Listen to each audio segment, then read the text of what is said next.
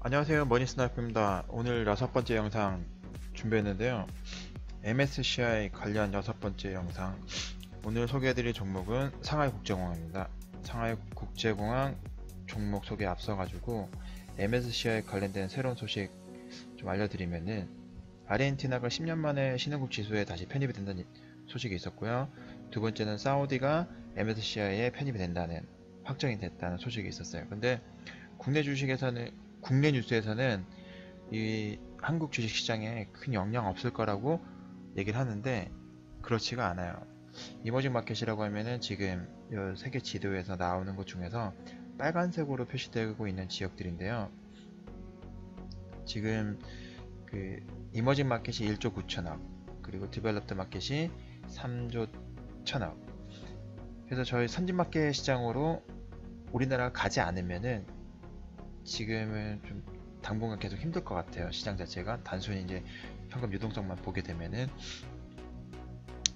그 이유가 보시는 것처럼 지금 현재 그 이머징 마켓, MSCI 이머징 마켓에 차지하는 비중이 한국이 약 한 15.36% 정도 되거든요.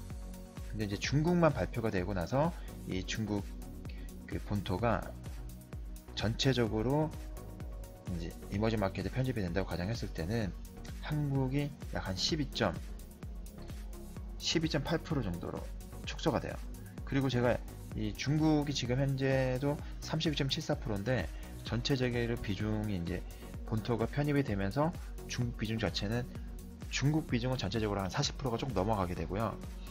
그런데 여기서 이제 분류가 되는 게 홍콩과 중국 본토가 구분이 되잖아요. 그래서 개인적으로는 뭐 텐센트라든지 뭐 비아드라든지 그 홍콩 시장에 상장되어 있던 종목들은 올 초에 다 정리를 했어요. 제가 뭐 이유는 그냥 심플하게 외인들 자금 유동성 관련된 부분에서는 어쩔 수 없이 뭐 홍콩 시장도 매도가 들어갈 수밖에 없겠구나 판단했기 때문에 그렇고요. 그리고 한국 시장 같은 경우도 이제 사우디 같은 경우는 2019년 5월달, 9월달 두 차례에 거쳐가지고 이제 편입이 시작되고요. 아르헨티나 같은 경우도 이제 편입이 시작될 텐데, 여기서 지금 발표된 거 사우디랑 아르헨티나 말고도 쿠웨이트도 지금 현재 진행 중이에요. 그러면은 세계의 새로운 시장 자체가, 새로운 국가가 MSCI 이머징 마켓에 편입이 되는데, 이렇게 전체적으로 다 이제 포트폴리오가 구성이 될 경우는 한국이 MSCI 이머징 마켓 비중에서 10% 정도까지 떨어질 수 있어요. 이거는 한국 시장에 있어가지고는 악재죠. 중국 본토만 편입됐던 것도 부담스러웠는데 뭐 사우디나 아르헨티나나 쿠웨이트 같은 다른 시장들도 편입되기 때문에 뭐 외인들 입장에서는, 그냥 외인들 자금 흐름에서는 뭐 한국 시장은 좋지 않다라고 생각하시면 될 것 같습니다. 그럼 오늘 소개해드릴 종목은 상하이 국제공항 그리고 광주 바이윈 국제공항, 두 종목을 비교해서 설명을 드릴 텐데요. MSCI에 편입되어 있는 종목은 상하이 국제공항입니다. 그리고 광주 바이윈 국제공항은 편입이 되어 있지 않고요. 하지만 두 종목 모두 상해 시장에 상장이 되어 있기 때문에 종목은 코드 번호는 상하이랑 광주 모두 6으로 시작하고 있어요. 상하이 국제공항은 600009, 광주 바이윈 국제공항은 600004. 상하이 국제공항 같은 경우는 상하이 푸동 국제공항이라고도 하고 있죠. 이 공항을 설명에 앞서 가지고 두 도시 비교 먼저 설명드리도록 할게요. 이게 좀 중요한, 공항주를 접근하실 때 좀 중요한 부분이기 때문에 이걸 먼저 파악을 하셔야 됩니다. 우선은 상하이 같은 경우는 중국에서 가장 큰 도시예요. 수도는 베이징이지만 상업도시, 이제 국제화 도시로서는 상하이가 가장 큰 도시라고 보시면 됩니다. 인구도 가장 많고요. 그리고 지금 GDP 생산 규모도 476조 원. 그 1인당 생산 같은 경우가 월 167만 정도 되고요. 그리고 광저우 같은 경우가 GDP가 374조, 그리고 1인당 월 생산이 248만원 정도 됩니다. 인구는 지금 보시는 것처럼 상단에 보시면 상하이가 광저우보다 약 2배 정도 인구가 많죠. 저희 한국이랑 한번 비교 한번 해볼게요. 서울 같은 경우가 그 GDP가 357조, 부산이 81조. 보시면은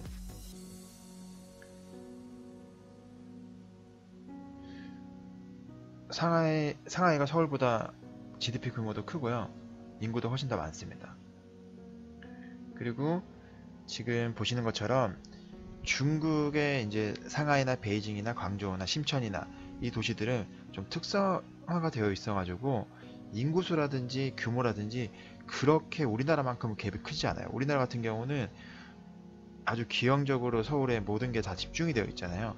근데 중국은 그런 구조는 아니다 이렇게 생각하시면 될 것 같습니다. 그래서 부산과 서울 비교해 보시면은 부산 서울 다 합친 것보다 상하이가 더 커요. 그리고 중국에서 얘기하는 비즈니스 그 사업하기 좋은 도시로 꼽으면은 1등부터 10등까지 이렇게 나와 있는데요. 이 중에서 뭐 1등부터 10등까지 다 제가 설명드리는 것보다는 상위 1, 2, 3등 중심으로 설명드릴게요. 3등이 광저우고요. 2등이 베이징, 그리고 1등이 상하이입니다. 그만큼 설명드리는 이유가 여기 세 개를 중심으로 베이징, 상하이, 광저우 이 세 개를 중심으로 국제공항들이 있는데 중요한 국제공항들이 있거든요. 지금 베이징 국제공항은 제가 마지막에 잠깐 소개를 해드릴 텐데 세계에서 가장 큰 국제공항을 현재 건설 중이에요. 2019년도 완공 예정이고요. 그리고 상하이 국제공항, 광저우 국제공항 이렇게 세 개 국제공항이 중국 정부에서 그 허브 터미널 국제공항으로 키우고 있는 도시들입니다. 그리고 일본에서 이렇게 조사했을 때 그 복합 융합 도시로서 이제 점수를 이렇게 산정을 해보니까 뭐 환경적인 부분이나 이제 사회적인 부분, 경제적인 부분 다 고려를 해봤을 때 베이징 1등이고 상하이 2등, 그리고 심천이 3등, 광저우가 4등 모두 다 이제 어떠한 모습을 보더라도 지금 이제 베이징이나 상하이나 광저우 같은 경우는 중국에서 메인 핵심 도시라는 것을 알 수 있습니다. 위치는 이렇게 되고요. 지금 상하이 국제공항 같은 경우는 그 푸동 국제공항이 있고 그 밑에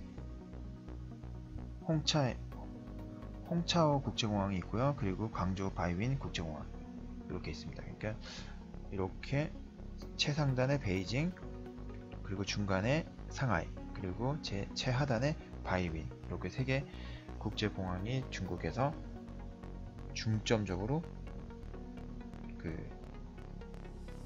밀고 있는 공항이라고 보시면 되세요. 지금 상하이 국제공항과 바이윈 국제공항 두 개 비교해 보면은요, 우선은 그 하단에 보시면은 스카이렉스 순위라고 나오는데 저희 우리나라 인천공항이 여기 순위에서 1, 2, 3등 뭐 2등, 3등 이렇게 왔다 갔다 하거든요. 1등은 이제 싱가포르 공항이고, 그 부분은 뭐냐면은 여기서 내는 순위는 이용자들이 만족도, 뭐 개인이라든지 이제 비즈니스 목적으로 이용을 했을 때 만족도 순위를 랭크를 나타내는 거고요. 근데 여기 순위에는 지금 현재 두 공항 모두 포함이 되고 있지 않아요. 그 공항의 규모를 판단했을 때 단순히 뭐 활주로가 몇 개다, 부지가 얼마다, 그리고 면세장 규모가 얼마다 이렇게 판단한 기준도 있긴 하지만 기본적으로 이제 이용하는 승객수, 그리고 화물 처리량, 비행 횟수 이런 부분 가지고 평가를 하게 되거든요. 근데 이용 승객수를 보면은 상하이 국제공항이 세계 9위, 화물 처리량은 세계 3등. 그래서 압도적으로 이제 상하이 국제공항이 바이윈 국제공항보다 많습니다. 그리고 점점점 증가하고 있는 추세고요. 비행 횟수도 상하이 국제공항이 더 많아요. 활주로도 4개, 그리고 바이윈 국제공항이 3개. 저희 우리나라의 인천국제공항은 활주로가 3개예요. 상하이 국제공항에서는 목적지로 갈 수 있는 곳이 2017년도 현재 411곳, 그리고 광저우 바이윈 국제공항은 337곳. 보시면은 두 공항이 모두 성장률은 계속적으로 최근 5년 동안 계속적으로 성장하고 있어요. 이용 승객수도 계속 늘어나고 있고, 화물 처리량도 계속 늘어나고 있고, 비행기 운항 횟수도 계속적으로 증가하고 있어요. 그거는 중국이 계속해서 국제적으로 성장하고 있는 그런 국가이기 때문이겠죠. 지금 상하이국제공항 보시면은 운영 수익 구조가 여기서 커머셜 리스가 면세점 대여, 면세나 식당 이런 거 대여 관련된 부분이고요. 그리고 이제 다른 쪽에서 이제 그 non-flight, 이게 이제 비행과 관련 없는 부분, 뭐 숙박이라든지 이런 부분 수익인데, 보시면은 이제 커머셜 리스가 최근에 많이 늘었어요. 작년 뭐 2016년도 대비해서 2017년도에 증가폭이 꽤 컸고요. 그리고 지금 상하이국제공항 같은 경우는 상당히 매력 있는 부분은 뭐냐면은 정부가 가지고 있는 그 주식 보유 비중이 다른 종목들에 비해서 많이 낮아요. 공항이기 때문에 정부가 많이 들고 있을 것 같은데 그렇지가 않습니다. 지금 보시는 것처럼 17.7%, 17.6% 이 정도 가지고 있고요. 바이윈 국제공항 같은 경우는 우선 방금 지분과 비교해 보면은 여기는 강동성에서 가지고 있는 게 51% 정도 지분이 되기 때문에 뭐 공항이 정부가 가지고 있는 주식 보유 비중이 꽤 높아요. 그리고 수익 구조도 상하이국제공항과는 조금 다릅니다.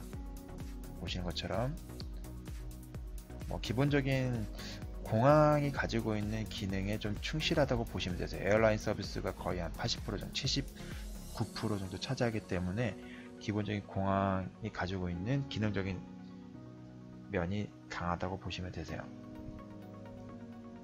두 개를 이제 조금 깊이 들여다보면은 직원 수는 상하이국제공항이 6,416명, 광저공항이 13,670명, 뭐 2배 정도 되죠. 광저공항은 2배 이상 되지만 그 시가총액이라든지 자산 규모는 상하이국제공항이 훨씬 더 큽니다. 보시면 시가총액이 상하이국제공항이 우리나라 원화로 환산했을 때 18조, 광저공항 같은 경우는 5조 정도, 약 5조 조금 안 되는 금액 정도고요. 근데 상하이공항 같은 경우는 부채가 없어요. 부채 비율이 제로예요. 그리고 광저공항은 한 15%. 둘 다 부채 비율은 나쁘진 않은데 상하이공항은 무부채 기업으로 보시면 되고요. 매출액 수준은 상하이공항이 13.7조, 2017년도 매출액이, 그리고 광저공항이 11.5조. 영업이익률이 상하이공항이 상당히 좋습니다. 영업이익률이 거의 61%에 육박하고요. 5년간 평균 영업이익률 자체가 53%가 돼요. 광저공항은 33%고요. 5년 평균 30% 정도 돼요. 광저공항도 수익률은 나쁘진 않은데 상하이공항이 너무 좋아요. 너무. 그렇다고 배당을 하지 않는 것도 아니에요. 둘 다 배당을 하고 있어요. 보면은 시가 배당률로는 상하이공항은 한 0.8% 정도 되고요. 근데 광저공항은 1.8%. 그리고 5년 평균 배당률을 보면은 상하이공항이 1.56%, 광저공항이 2.76%인데 이게 5년 평균 배당률이 상하이공항이 한 1.5%가 되어 1.5% 정도 수준이었는데 작년 기준에서는 배당률이 왜 이렇게 낮냐면은 주가가 너무 많이 올라서 그래요. 주가가 오르다 보니까 시가 배당률은 그 율 자체가 떨어진 거죠. 그리고 광저공항도 주가가 오른 거는 같지만 그래도 배당률은 조금 더 높다. 이렇게 보시면 될 것 같네요. 그리고 EPS는 상하이공항이 1.91위안, 그리고 광저공항이 0.77위안. 지금 여기서 이제 시가총액이라든지 주가라든지 이런 부분은 2018년도 6월 22일 기준이에요. 그리고 제가 이 영상 제작할 때 쓰는 환율은 그 위안화 원 환율 기준으로 전부 다 170원으로 제가 계산을 합니다. EPS 성장률을 보면은 상하이공항이 월등히 높아요. 이건 제가 뒤에서 설명을 드렸는데 앞으로 그 성장세는 좀 둔화가 되겠지만 지속적으로 계속 성장할 확률이 상당히 높은 게 상하이공항이에요. 광저공항은 이제 7%, 상하이공항은 32%. 5년 평균 성장률이 상하이공항이 한 18% 정도 됐고 광저공항이 11% 정도 돼요. 그러니까 매출액이 지금 상하이공항이 13.7조, 광저공항이 11조. 지금 국내 기업에서는 인천공항에 상장이 되어 있는 건 아니잖아요. 그래서 인천공항이랑 비교하는 게 아니고 제가 삼성전기랑 비교해봤어요. 좀 생뚱맞긴 한데 삼성전기 같은 경우는 외국인들 입장에서는 외국인들이나 지금 현재 기관에서 한국에 가장 그 투자하기 유망한 종목으로 이렇게 꼽고 있는 종목 중에 하나거든요. 삼성전기가. 그래서 삼성전기를 해봤는데 직원수 같은 경우는 지금 보시는 것처럼 광저우공항보다 조금 작고요. 근데 주가는 현재 6월 22일 기준에서 15만 원 수준, 시가총액은 약 한 11조 정도. 조금 비슷하죠. 보면은 약간 그 상하이 공항보다는 조금 작고 광저우 공항보다는 크고. 근데 매출액 수준은 상하이 공항과 광저우 공항이 훨씬 더 커요. 근데 삼성전기는 7조. 근데 삼성전기가 매출액이 7조, 그리고 앞으로 한 3년에서 5년 안에 이게 10조 정도 목표를 하고 있거든요. 10조 정도 목표를 하는데 삼성전기는 영업이익률이 5.6%밖에 안 돼요. 그리고 최근 5년간 영업이익률이 한 2.6%였는데 지금 2017년도 기준에서는 5.6%, 많이 잡아도 한 6, 7% 정도 잡는다고 하더라도 상하이 공항과 광저우 공항 영업이익률이 월등히 높은 거죠. 여기서부터 이 공항이 정말 매력 있는 종목이구나 라는 게 이제 감이 오실 거예요. 그래서 외국인들이 정말 상하이 공항 같은 경우 눈독을 되게 많이 들입니다. 지금 EPS 같은 경우도 삼성전기가 2139원인데요. 이거를 이제 제가 얘기하는 동등가치 기준으로, 이거는 있는 용어가 아니고 제가 만들어낸 건데요. 동등가치라고 하면은 이제 원화로 환산했을 때 삼성전기 한 주, 그리고 상하이 공항은 15.7주가 같은 가치를 나타내고 있고요. 그리고 광저우 공항 같은 경우도 62.5주가 삼성전기랑 같은 가치를 나타내는 거죠. 동등가치 기준으로 계산해보면은 EPS가 상하이 공항은 5,087원, 광저우 공항이 8,187원, 월등히 높네요. 삼성전기 대비해서 광저우 공항은 거의 한 4배 수준이고요. 지금 상하이 공항 같은 경우도 한 2.5배 정도 되는 EPS 가치를 나타내고 있습니다. 그래서 저 같은 경우는 삼성전기를 투자할 거냐, 상하이 공항을 투자할 거냐, 광저우 공항을 투자할 거냐고 하면은 상하이 공항이 조금 더 매력 있는 것 같아요. 지금 주가 추이를 보시면은 상하이 공항은 제가 말씀드렸던 이런 매력들, 수익률이라든지 성장성이라든지 이런 부분 때문에 최근 주가가 지속적으로 계속 상승을 했었어요. 특히 지금 2016, 17, 18 최근 연도까지, 최근까지 지속적으로 계속 상승을 했습니다. 우상향. 위에는 1차트고 밑에는 월차트인데도 둘 다 정말 아름답게 상승을 하네요. 그리고 광저우 공항 같은 경우도 상승을 하는데, 광저우 공항은 상하이 공항보다는 조금 불안정하게 올라가고 있어요. 보시면은 그리고 최근 요 며칠 사이에 지금 광저우 공항이 엄청나게 많이 떨어졌거든요. 이게 이제 떨어진 이유가 뭐냐면은 공항세 때문에 그래요. 공항세. 그동안에 이제 광저우 항공 공항 같은 경우는 공항세가 이제 보조금 성격으로서 면제가 됐었거든요. 이제 부과가 되기 시작할 텐데, 그렇게 되면은 이제 앞으로 한 12.4% 정도 수익률이 이제 감소할 걸로, 성장률이 이제 수익률이 감소하고 성장성은 이제 마이너스로 전향될 거라고 이제 보고 있어요. 그래서 그 회사 입장에서는 상당히 안 좋은 뉴스죠. 이제 보조금 자체가 끊어지는 부분이니까 바로 수익과 직결되는 부분이거든요. 중국 같은 경우는 이 보조금이 그 주 수익원으로 할 정도로 이제 보조금의 파워가 어마어마하거든요. 하지만 상하이 국제공항은 이 정책과는 무관합니다. 그래서 상하이 국제공항 같은 경우는 최근 주가 흐름에서도 크게 영향이 없었어요. 그리고 이제 컨센서스 기준에서 그 외국 기관들이 봤을 때 전망치를 내는 게 있는데요. 보시면은 그 상하이 국제공항 같은 경우는 전망치도 그렇고 실제 나오는 그 실적들이 전부 다 거의 이제 서프라이즈였어요. 어닝 서프라이즈가 발생을 했었고, 그리고 2018년도 2분기, 그러니까 올해 2분기, 3분기 모두 다 상당히 높은 수익을 기대하고 있습니다. 기준치 자체가. 그리고 올해도 그렇고 그 2분기 3분기 모두 달성이 되거나 이 이상이 될 걸로 기대를 하고 있어요 현재. 반면 그 광저우 공항 같은 경우는 2017년도 4분기 같은 경우는 기대치보다 높았지만 그전에는 높을 때도 있고 낮을 때도 있었죠. 그리고 지금 아까 말씀드렸던 그런 보조금 정책이라든지 이런 부분 때문에 기대치가 많이 지금 낮아져 있는 상황입니다. 올해 내년 당분간은 이게 성장세가 둔화될 게 거의 확정적인 것 같고요.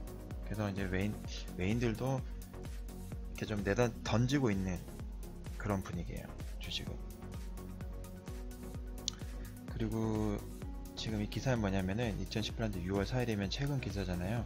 이게 내용이 뭐냐면은 상하이 국제공항은 그 면세점이 또 한 번 주목받을 수 있는 그런 지표가 된다라는 얘기인데, 보시면은 상하이 국제공항이 2014년도, 2015년도, 2016년도까지는 그 항공 관련된 업무가 비중을 많이 차지했었어요. 그 외 업무가 비중이 낮다가 점점점 17년도 때부터 폭발적으로 환경 관련된 업무 비중보다 환경 이외에 관련된 부분 비즈니스가 훨씬 더 많이 일어나고 있어요. 이 부분이 이제 면세점이라든지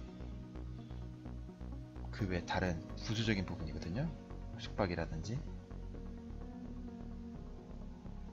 이제 이런 부분이 영향이 있기 때문에 공항에 얼마나 많은 사람들이 방문을 하느냐, 그리고 얼마나 많은 사람들이 이용을 하느냐가 관건인데, 보시면은 이제 한국 사람이나 미국 사람이나 일본 사람이 중국에 많이 가요. 우리나라 사람도 많이 가거든요.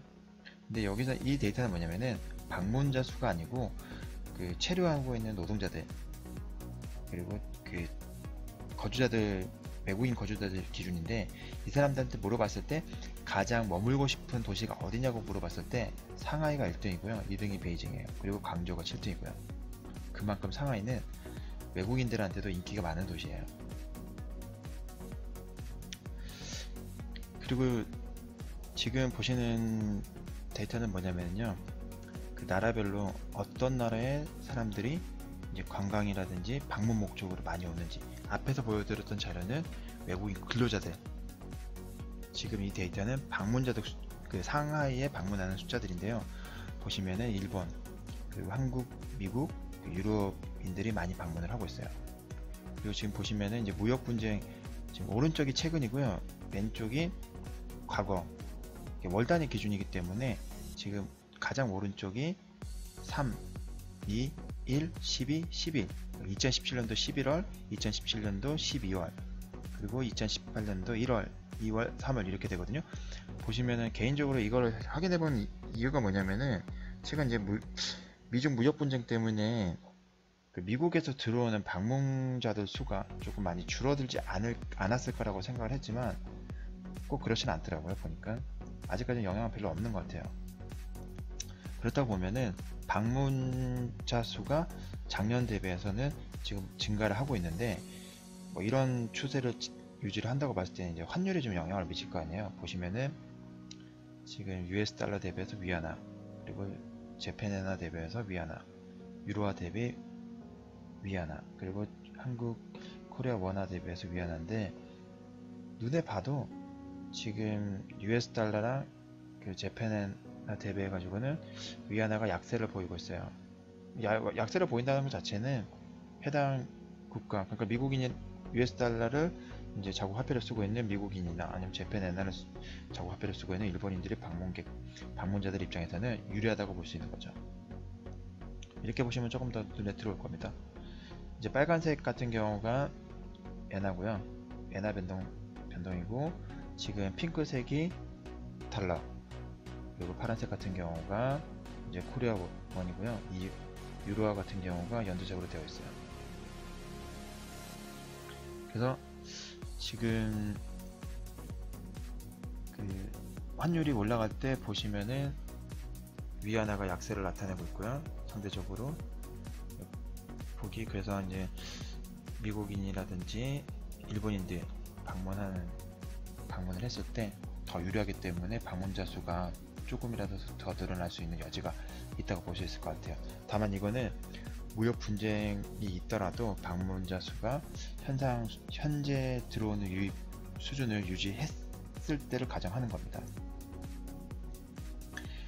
그리고 이제 그 중국 같은 경우는 무비자 트랜시시라는 제도가 있는데요. 뭐냐면은 해당 말씀드렸던 중요한 국제 인터내셔널 에어포트 기준에서 외국에서 중국을 거쳐가지고 제3국을 가거나 외국에서 중국에 들어왔다가 다른 쪽에 지정되어 있는 쪽으로 가게 되면은 24시간 또는 72시간 안에는 비자가 없어도 체류를 할 수가 있어요. 무슨 얘기냐면은 한국에서 두바이를 간다. 그러면은 사람들의 여행 계획을 짤 때 중국에 이제 비자가 없이 들어갈 수 있어서 상하이를 한번 찍고 두바이를 갈 수가 있어요. 비자 없이. 원래 중국 들어가려면 비자가 필요하거든요. 비자가 없이 들어갈 수 있기 때문에 이 부분도 조금 메리트가 있어요.